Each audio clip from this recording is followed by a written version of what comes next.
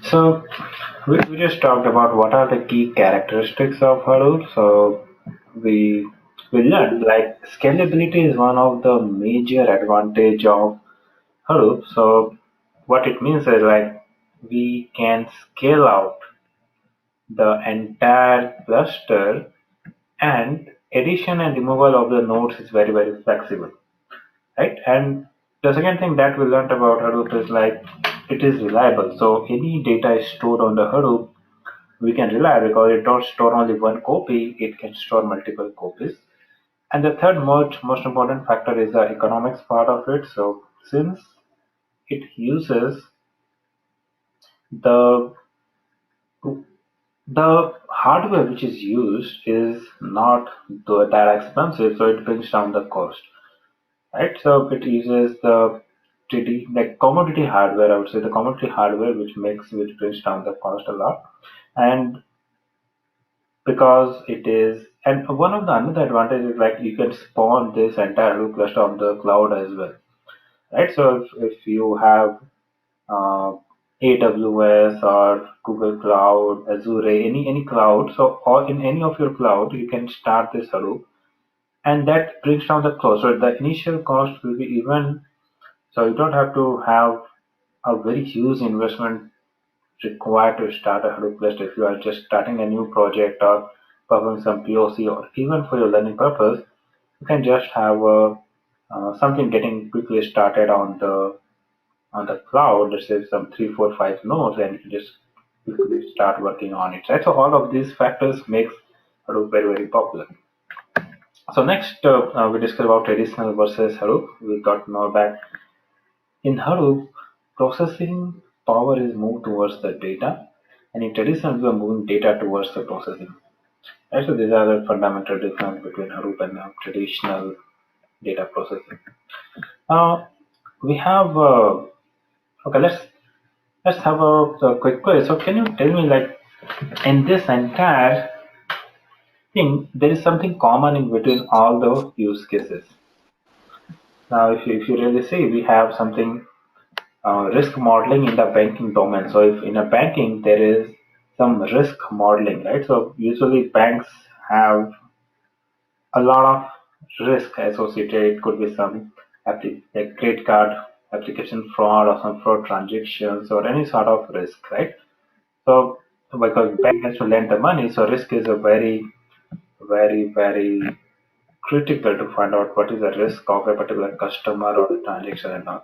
So if there are some use cases, can you tell me what are the common things in like risk modeling in the banking domain, recommendation engine, threat analysis to monitor some fraud coming in a business or some perception about some organization, some search quality in the e-commerce. So if you go to Amazon, you go to eBay, you go to Flipkart, right? So if you're searching something and the result comes after 1 minute, would you ever like to go to that search engine? Never, right? So if you search, if you enter some keywords, if you see it is giving some recommendation already, right? So that's the search experience. So you need to have that kind of experience if you're buying anything from the e-commerce. So can you tell me what is common in between all of these use cases?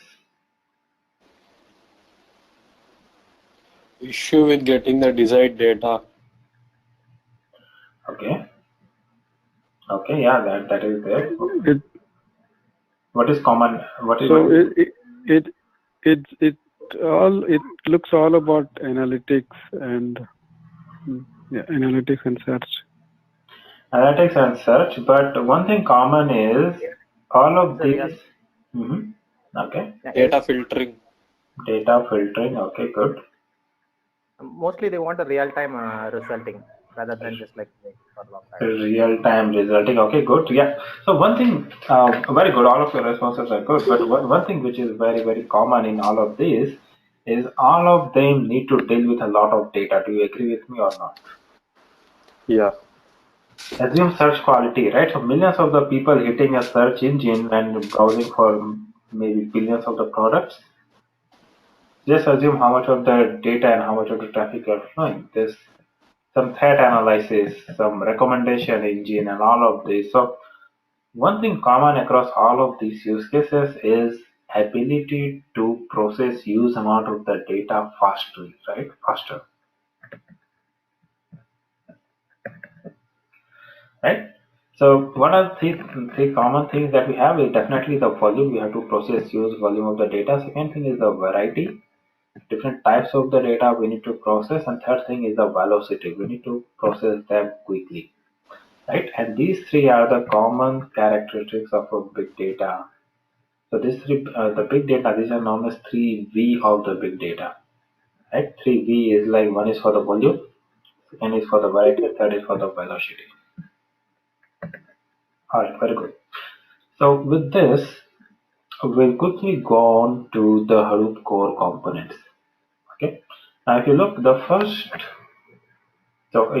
Hadoop core, the first thing which comes up is known as Hadoop HDFS. HDFS stands for Hadoop Distributed File System. So this is kind of a backbone of the entire framework. Okay. On top of this HDFS, we run the yarn, right? And this yarn is something which takes care of processing of the data, and this is responsible for the storage. So entire storage is taken care by the HDFS, and entire processing is handled by the yarn. And this yarn, on top of this, we can run multiple data processing engine, like it could be MapReduce, it could be Spark, it could be any other data processing model. There are multiple data processing models. There is Sage, there is uh, Storm, there is uh, Kibana, Search, Solar, a lot of different types of things are there. Right, so anything which runs will be running on top of this. So this is the entire stack of the components. First, bottom line is HDFS. On top of that, you have a yarn, and on top of that, you can have any other processing model. So these two components are very, very important. So first is HDFS and yarn, and we will treat in very detail about both of it.